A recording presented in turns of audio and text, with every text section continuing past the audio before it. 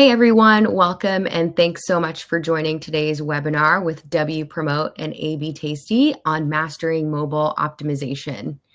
Mobile experiences are super important and they're always a hot topic, so we're really excited to dive into this one. Before we do, I have a couple of housekeeping items to go through and then we'll get into our speaker introductions here. Firstly, this session is being recorded and we will share the recording out afterwards. Secondly, there are some icons in the lower right-hand corner of your screen for chat and questions, and we encourage you to use those for any questions that you have or to join in on the conversation. So with that out of the way, we'll jump in here. My name is Mary Kate, and I'm the head of growth marketing for North America at AB Tasty. I've been in SaaS marketing for over a decade, and I've been with AB Tasty and in the experience optimization world for over 4 years. And now I'm going to hand it over to Allie to introduce herself.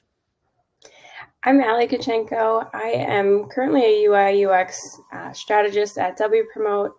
I've been here for about a little over 2 years, and we kind of focus on, in this department, we focus on design and strategy and testing all within one little process. But before that, I kind of have a background in UI design and UX research. And we are so happy to have you here. In case you don't know AB Tasty, we are your partners in experience optimization. We help you build the best possible customer experiences with a platform that fuels personalization, product recommendations, AI-powered segmentation, and experimentation. We do all of this to help you inch closer to the individual. And in our digital experience department over at W Promote, the team and I are responsible for designing, building, and optimizing web experiences on content and commerce platforms. So we kind of take a holistic approach to web design where we are designing, testing, and strategizing all together while we're building, before we're building, and after we build. So everything kind of goes hand in hand and is a cyclical process for us. Yeah, and of course, we work very closely with the team at W Promote and with Allie and her team to help our customers get the right strategy and insights and test design in place while they're using AB Tasty's platform to actually implement all of those things. So I want to talk for a moment about the state of things right now with mobile and commerce. As I mentioned earlier, mobile is a super hot topic, and there are a lot of reasons why that's the case. According to StatCounter, around 50% of web traffic comes from mobile devices in North America and the UK, with about 5 to 6%-ish coming from tablets and the remaining 44 to 45% of traffic coming from desktop. The iffiness on the stats there because there's a slight percentage point variation when it comes to differences between North America and the UK, but they're generally very similar. So there's now more people using their phones to get on the web than any other device type. Not only that, this shift in the majority of traffic is a very recent development. It's only been 2 years since mobile took over desktop web traffic in North America, and it's only been 1 year since mobile took over desktop in the UK. So all of this to say that we have now entered an era where brands should be primarily designing for mobile and adapting to desktop instead of designing for desktop and adapting to mobile. This is a huge shift for a lot of teams, but it is what consumer behavior is starting to dictate.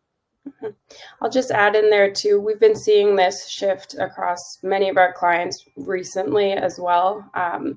We're constantly looking at the data while we're making design updates or just dev updates across our clients' web pages.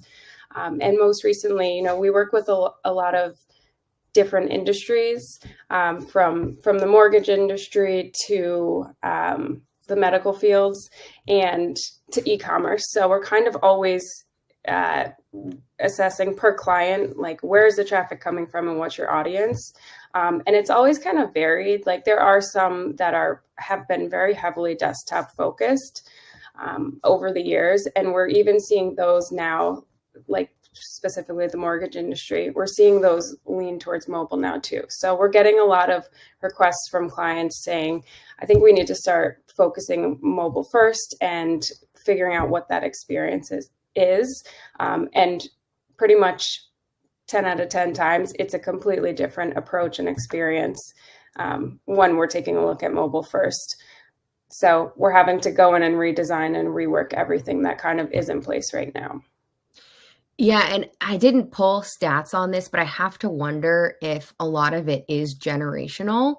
I know there are jokes on the internet. I'm a millennial, a proud millennial, and I know that there are some Gen Z people that kind of make fun of millennials and older for needing to be on our computer when we have to send an important email, which for me is like, I don't know, it's hard to like upload attachments on my phone and to like, you know, like if I do have to send an important email, I tend to want to do that on my desktop. It's true, instead of like typing it out on my phone and sending it. Just I don't know why, but so I see those jokes and I kind of chuckle to myself, but I'm like, oh, they actually have a point.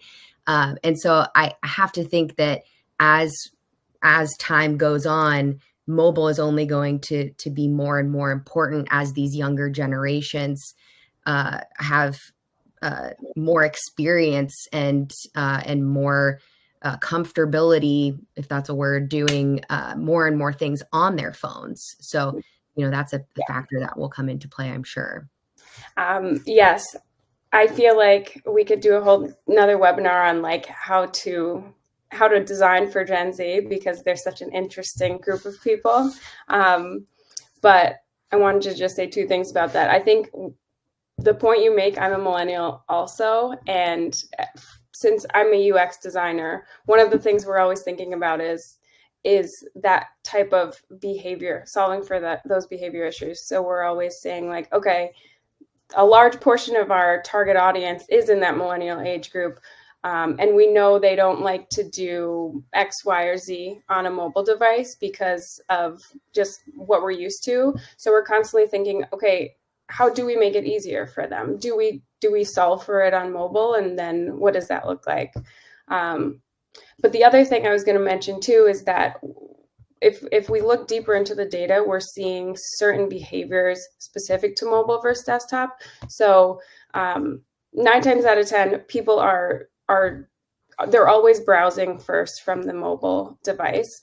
But we see sometimes in certain situations where maybe the conversion rate is higher on desktop because they're doing their research on their mobile devices, but then they're probably millennials, they're going to their computer and actually finalizing the deal, whatever they're doing.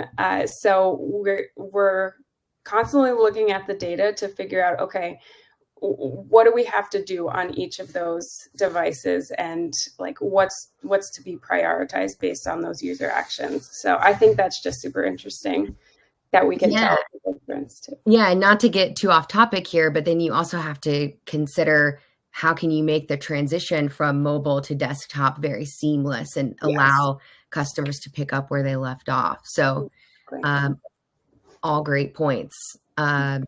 So we've set the stage for how much activity is happening on mobile devices. Let's talk about how much shopping actually happens on mobile devices, which we've just talked about a little bit. So, you know, web traffic, you know, Wikipedia searches, reading the news, it could be anything, not necessarily shopping. So we want to talk about how much is actually occurring on mobile devices when it comes to those conversions. So today's mobile first consumer is very in the know, and they value, like we just mentioned, not just using your device to make a purchase, but also to access information when they're making a purchase. They're doing their research. So smartphones have helped weave digital and in-store shopping experiences into a single experience. And that reshapes the approach to omni-channel marketing, which we were just starting to talk about on the last slide. Nearly 80% of shoppers worldwide say that they use their smartphone to look at retailers' websites while they're shopping in the store, and 74% use the store's app. So if I see something in the store and I want to know more about it, the best place for me to look is on the website to find out maybe more about the care instructions, or how I might like think about pairing a shirt with a skirt or a pair of pants, and to just kind of give me a little more contextual information. According to consumers surveyed by Retail Dive, only 33% say that they prefer to make purchases on their mobile phones. Of that group, 49% said purchasing via desktop or tablet was a more seamless experience. So that just emphasizes how critical it is for brands to improve the mobile experience so that it's just as seamless. And Allie just mentioned this, but to touch on this a little bit more, so there's a lot happening on mobile, but mobile's still a bit lacking. As we can see from these average conversion rates, and there's a caveat there that these are average rates, but tablet conversion is the highest at 3.1%, followed by desktop. And then lastly, we have mobile, and that's where most of the traffic is coming from. And that means there's a lot of room for improvement on the mobile experience. And like Ali said, some of that is because people are looking on their phone and then purchasing on desktop or purchasing in store. But there's plenty of revenue left on the table for and room for improvement in the mobile experience to keep people there, so that brands can lift that conversion and see more of that revenue come through that channel. So it's not necessarily that that those conversions just aren't happening. Again, they might be happening on other channels or offline, but what can we do to keep people on mobile and get them more comfortable with completing the transaction on the mobile device? It kind of just comes down to an experience thing. Yep. Yep. So having set the stage there, now we can talk about the fun stuff, which is like, what can we do about it? How can we make the experiences better and improve, from a design standpoint, and improve from a customer journey standpoint? And we've already covered one aspect of it, which is designing with intent on mobile. Consumers are mobile first, and your development should be mobile first too. And this means testing and personalizing on mobile. So we'll touch on 3 big buckets here, but there are, of course, more to lean on. And we've published an ebook recently on mobile optimization, and there's more examples in that ebook, which we'll send out after the webinar. So the first bucket that we're going to talk about is maximizing your space and paying attention to the space that you have available. Mobile screens are, of course, very small compared to a desktop, and that makes design a lot trickier, but there's also a lot of room for creative solutions. Mm-hmm. Yeah, I think this is one of the trickier areas, especially when you're working with clients. There's a lot people want to be seen, and a lot that's required based on brand or whatnot. So it takes a lot of creativity to incorporate everything that's needed on the page while also taking into account intuitive interactions and not overwhelming the user with pop-ups or sticky elements. It really takes a lot of thinking and strategy around like, what are we going to show? How are we going to show it? And is it making sense at every step of the way? Yeah, the pop-ups and the sticky elements, it's funny you mentioned those. We're going to talk about sticky elements in this webinar, but you can't make everything sticky, right? So you have to pick and choose what's the one sticky element that you want, or maybe 2, depending on this space. So, and that's where testing comes into play. Is it better to have the search bar there? Is it better to have the filtering options there? Maybe it depends on the page. So That's, yeah, a very good point. So 3 things to keep in mind when we're talking about space.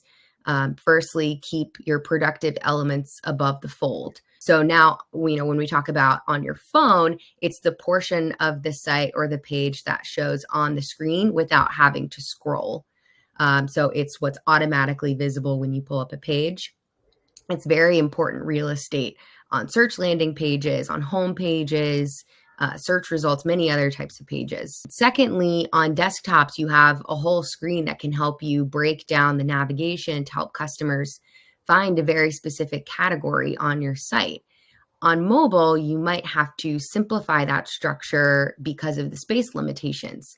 So you might consider using something like a top categories or a top sections navigation to get people to some of the more popular areas of your site more quickly, or just more broad buckets to help further categorize your site navigation, because you can only display so much on the screen. Lastly, you want to lean heavily on responsive design. This helps visually, but it also helps with page load. And it could be something like a sticky search bar or a sticky navigation. Maybe it's a breadcrumb menu that appears as the user scrolls. And we have a few examples that we'll show, but I wanted to see if you had any comments on this as well, Allie. Yeah. So I think in general, this is one of the biggest areas we end up testing and focusing on in terms of UX design, just because it is so important to get this area right, especially on mobile. We know the attention span of mobile users is pretty short. We're all doing a million things a minute. So really getting the user's attention in this area, or getting one of your more important messages across just in this quick above the fold area is super, super important. So I have a client in the mortgage industry. We don't have an active test on this currently, but we're in the redesign phase of it. So essentially, they have a very busy mobile navigation area due to brand requirements. And quite frankly, they are one of the people I was speaking about earlier who their mobile traffic was never the priority. But I mean, with everything that's going on in the mortgage industry right now, the ups and downs, and then the younger generation kind of getting to the point of wanting to buy houses and just getting into the mortgage industry in general, I think they're finding that they need to start going mobile first and thinking about how to market to these younger folks. So essentially, we've been looking at data over the past 2 years. I've been working with them, and now that we're seeing the shift, they really are saying, okay, what can we do to make our mobile experience more up to date? So one of the things I'm working with them right now on is figuring out what we actually need to be showing in their top navigation. So they currently have a hamburger menu icon, an actual login area that says login, their logo, and a search bar or a search function. It's just the icon right now. So what we're trying to do is we're simplifying the logo. If you have the flexibility to play with the logo that you're working with on the mobile space, I think testing out to see which one would optimize the space better for you is kind of a good way to decrease spacing. So we're doing that. And then we're going to nest as much as we can in that hamburger menu. So we're moving login into the hamburger open drawer menu. And then I believe we're also going to be moving search into the menu as well. So we've been looking at their search traffic and how many people are actually utilizing search, and the number just isn't high enough for us to prioritize the space in that mobile navigation area. So we're going to just nest everything into the hidden menu in hopes that if you're not seeing a ton of options listed out in that in that main like sticky navigation bar, we're hoping that it would entice users to actually open up the menu and see what's available there. So that's something that's currently in the works, but I think it'll be a much better solve for their issues. Yeah, and you touched on something really important there, which is that you looked at the search data. So obviously for the mortgage industry, it doesn't surprise me that that's not a heavily used function. But the important aspect is that you know what your customers are doing and how they're behaving and adapting accordingly. Because I have to imagine on an e-commerce site, that's not the case. Mm-hmm. The search function might be one of the more heavily used features. So that's another good point to call out. So we have a couple of examples here that we'll talk through as well. We have customer clearance that wanted to make the actual product images more visible on their category pages. And in the original mobile layout, you'll see that the filtering and the sorting functions were layered on top of one another. And that takes away from the imagery on that second row of product photos. It's not even really leaving enough room to pique your interest to want to keep scrolling because you can only see the very tippy tops of it. So for this test, the team wanted to test a column layout for the filtering and sorting menus. And now you can see about half of the second row of product images, but it's enough to get the user to feel like they're invited to keep scrolling and keep looking at what's below and browse further down the page. This test was pretty successful. It resulted in a decrease in the bounce rate and a 34% increase in clicks through to the products on the page. And, for this stage in the funnel, it's just bringing them, one step further to that transaction. So that's exactly what we want to see on a page like this. And it's small changes like this that can have impact across a number of metrics beyond just conversion. So, we look at things like bounce rate, we look at things like, average order value. We look at all kinds of different metrics on these pages. And it's not just necessarily how many conversions are we getting, because like I said, this step is a little bit further up the funnel.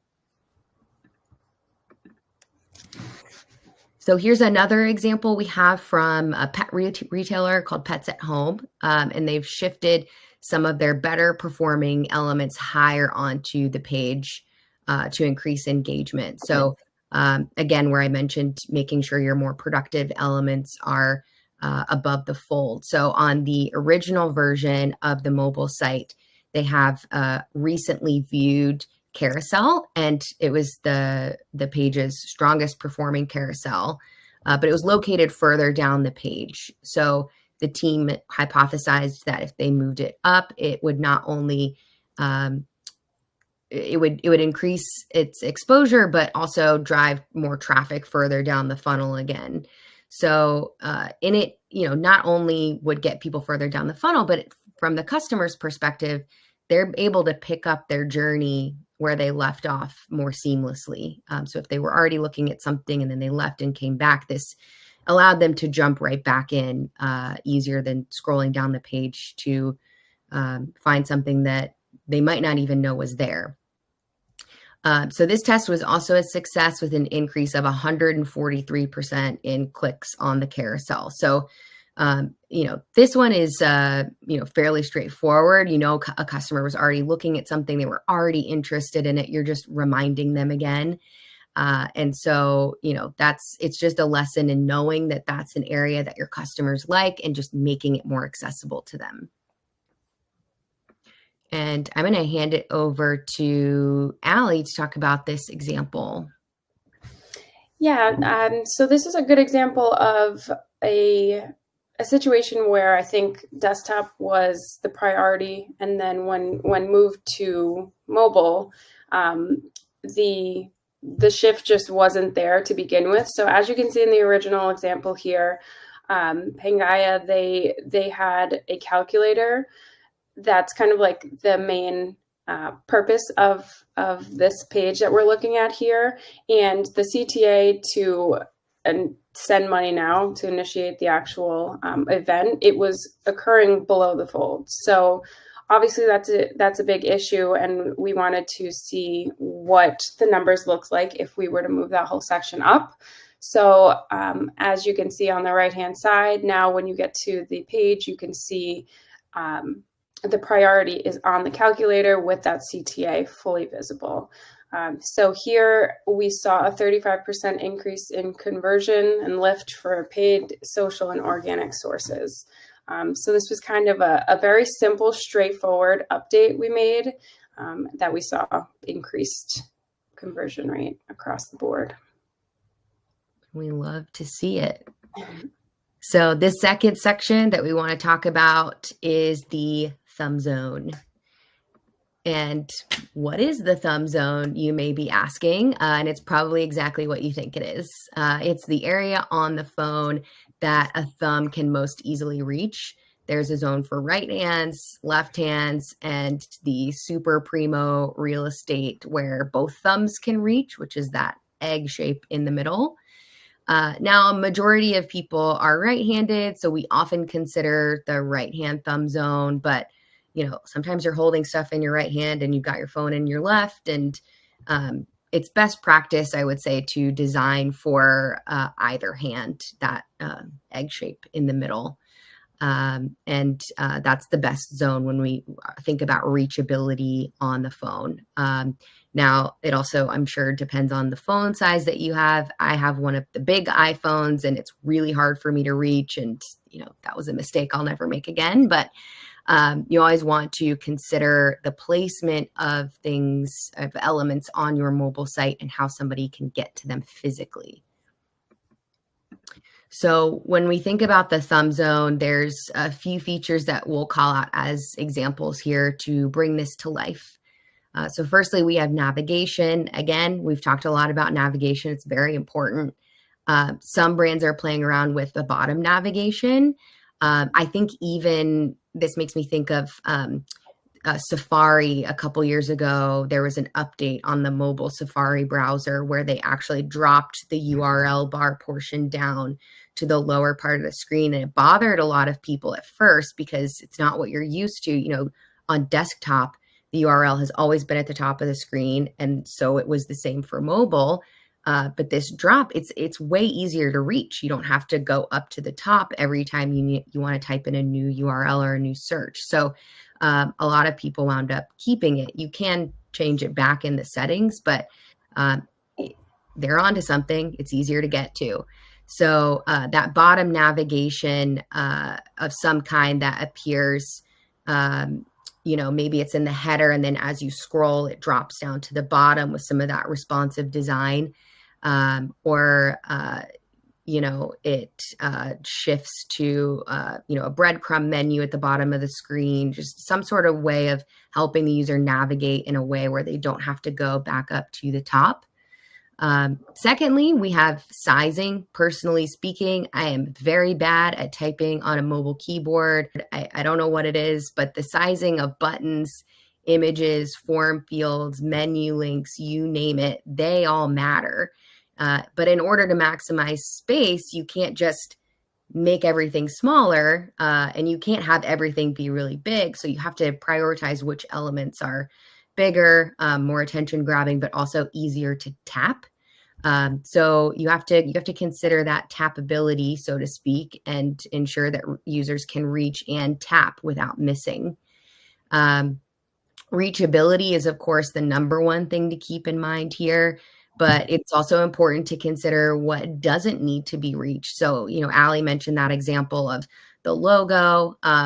Logos are often placed at the top of the screen because that's where they've always been, but they don't usually need to be tapped. So that's a good spot for them. So you don't really need to reach them to tap on the logo when you're on a mobile site. So things like logos or something like an informational banner, that's the zone of unreachability. Those are great places to put those items where they're there for visual purposes, but don't need to be engaged with. So I have maybe maybe these are hot takes, but I'm going to just touch on them quickly. So for bottom navigation, you mentioned Safari's update, and I think iOS in general, they updated like a hover search bar below at one point, and it kind of like rocked everyone's world, right? Like no one liked it at first across the board, or we were all kind of like, this isn't what we're used to. It's strange. Everyone had to rework their UI designs to make sure that what they had visible down there had to be moved up now. So that I think threw everyone for a loop. But obviously, now that time has passed, it's easier for us and we're used to it, right? So I think something important to note here is that if you are making an update to your e-commerce layout, or if you're making some change that you really believe in and that you think could be beneficial to your users, but if it isn't necessarily something that is utilized across the industry, I am a believer that it should be, unless it's impacting conversion rate like and dropping significantly, I am a believer that leaving it for a slightly extended period of time to see if your users get used to it is okay. I guess one example of this would be, we suggested a kind of an alternate shopping experience for one of our retail e-commerce clients, where we were saying the bottom navigation should be a sticky add to cart button. And it was a bit of an abstract concept, right? Because we were kind of removing the buy box from the page. So you wouldn't have your typical, like, here's the image, here are the sizes, here's all of your options, and here's an add to cart button that is fixed on the page. We were saying, hey, so what if we had a sticky add to cart button that's always with you, no matter where you're scrolling? And if you hit that button, it kind of opens up a buy box. And so at any point you would open this buy box, you would see the sizing, you would see the color options, and any other kind of optionality you have there before checking out. So obviously this isn't the typical e-commerce experience, but there are a few people in the industry that are doing this. So it was kind of like one of those ideas where they were like, okay, we want to try something new. So what do you have? So we proposed this, and of course it's met with a little bit of resistance because it's not typical, and there's that whole like, we don't want to impact conversion rate negatively for too long, right? But they also wanted to try something new and kind of see how they could stand out from competitors. So they took a risk and are implementing kind of like a compromise of what we suggested. So that's currently being tested right now, and I believe it's winning. But again, I think that was one that we had said, like, for the parameters of the time that we want this tested, we should leave it just a little bit longer so that we can really see after the learning curve, people get over the learning curve, are they actually enjoying the experience better? Yeah, it's a great point. Sometimes you have to, lead the horse to water and urge them to drink it. Yes, exactly. Especially if you really feel strongly about something. And then I'll just touch on sizing quickly. I think since my background is kind of like UI design, sizing is always a tough one because, we have our standards in mobile design where you shouldn't really have a font size lower than a certain number, and your CTA boxes should technically be a certain size to maintain accessibility and whatnot. But you do hit these points where it's like, okay, we need to get a certain amount of things in this screen. Like, what can we sacrifice, right? So a lot of times we'll try to test out and see if we have to kind of play with those boundaries a little bit. We kind of see how far we can push it before it's impacting our users negatively. So I think that's where testing comes into play, seeing what that threshold is for your specific user set of sizing and font size, etc. Absolutely. So here is an example from a customer of ours, Club Med. So this original version of their mobile site displayed a navigation bar at the top of the page, and it would disappear and scroll with the page as the user scrolled. So here's our sticky navigation that we've been talking about. So, in an effort to increase user engagement with the different offerings in the category, the team created a variation on the mobile page with a sticky navigation bar that stayed at the bottom of the screen as a user scrolled. And in this instance, it's got other information about the properties that users might be looking for, including specifics around amenities or location info and other details like that. So this test resulted in an increase of 12% in click rates and a 12% increase in access to the transaction funnel. So moving into the booking part of the funnel, and a 2% decrease in the bounce rate for users that were shown the variation of the sticky navigation.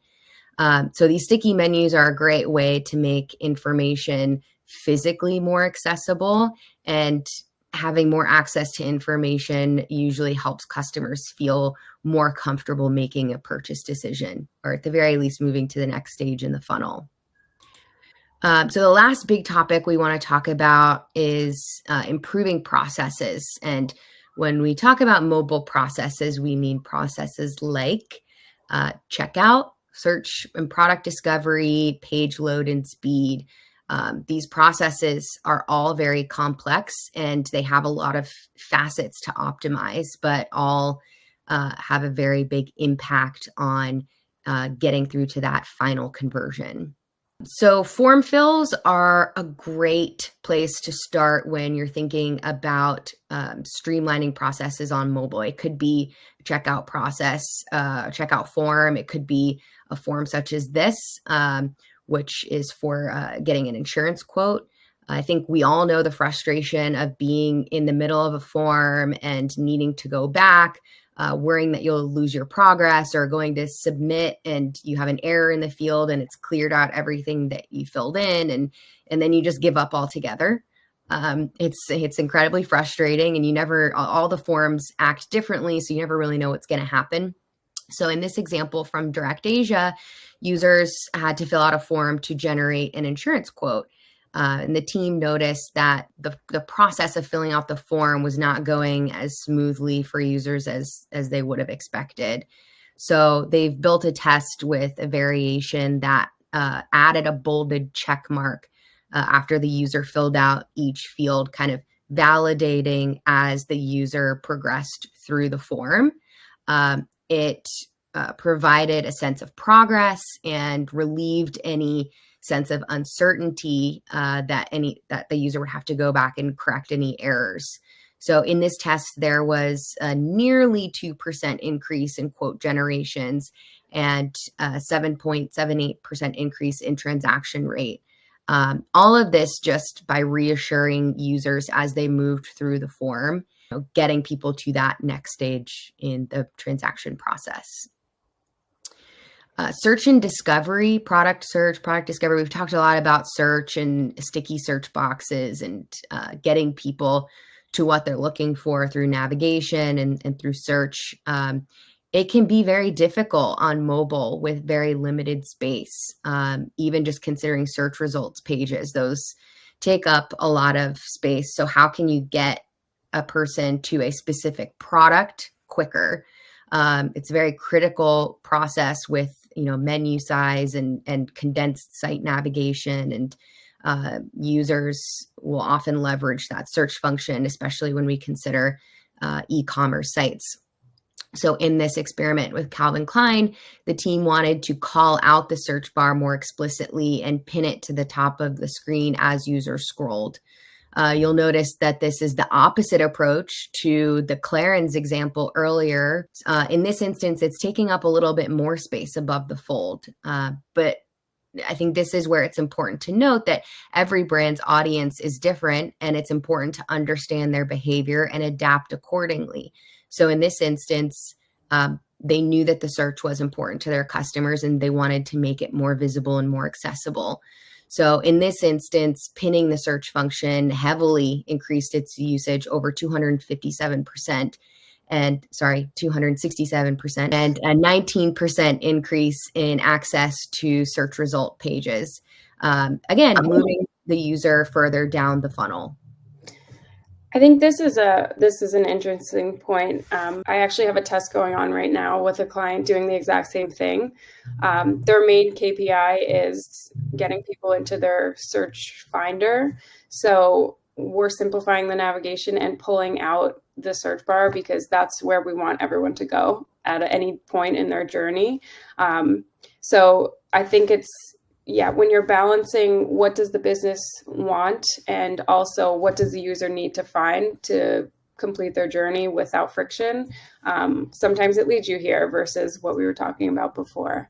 Yeah, I think a lot of people play around with sticky search, or, the other thing that you mentioned earlier is, on desktop, it might have the icon and say the word search versus just using the magnifying glass icon. Mm-hmm. We're kind of using this shorthand with icons to indicate, certain elements of the site. And do you include the word? Do you not include the word? All of this plays into the space and the intuitiveness of the design and the accessibility. So there's a lot of different ways that you can test those elements. Yeah, and I think taking into consideration your target audience and persona is really important there too, because depending on the age, I guess I would say, that is usually where we decide on if the user is going to recognize the magnifying glass as the search function or if they need to see search written out. Mm-hmm. We also do a lot of testing with how the search functions, but we do a lot of seeing if when they enter the search function, do they want to see some popular searches pre-populated right below? Do they want to see, as you're typing, do they want live results coming up, or do we want to bring them to a separate page? So that's kind of something I'm dealing with a few clients right now. Everyone has a different opinion, of course. So again, we try to look at the data of their actual search function first, and then go into the testing of based on like what we think would be best for their users. So search is a tricky one. Yeah, but that actually brings us perfectly segued right into our key takeaways, which the first one is understand your customer's behavior. So, in some instances, they want more of that search. In some instances, they just need the icon. In some instances, they want to see the whole word written out. They prefer to see results pop up as they're typing in the search. It's important to know your customers and adapt to their behavior on your site, mobile or desktop, across the board. And then we'll just touch on the other three buckets that we talked about just to bring it full circle. So maximize your space, ensure that you're using it in the most productive way, and in a way that adapts best to your customers' behavior on your site and what they're trying to accomplish. Pay attention to reachability. Ensure that the actions that you want the customer to take, that they're trying to take, are in the most reachable areas of your mobile layout. And focus on the processes that heavily impact the user journey. We didn't touch a whole lot on it, but page load and site speed can have a huge impact on whether somebody stays on your site or ditches it because it's taking too long to load. So that said, this brings us to the end of our session. And so I just want to thank everybody for taking the time to hop on today. And thank you, Allie, for sharing all of your amazing examples and perspective and insight with us. This has been really great. And I think we have an idea for future webinars to talk about designing for different generations. So that's great. And we'll see you all in the next one. Thank you for having me.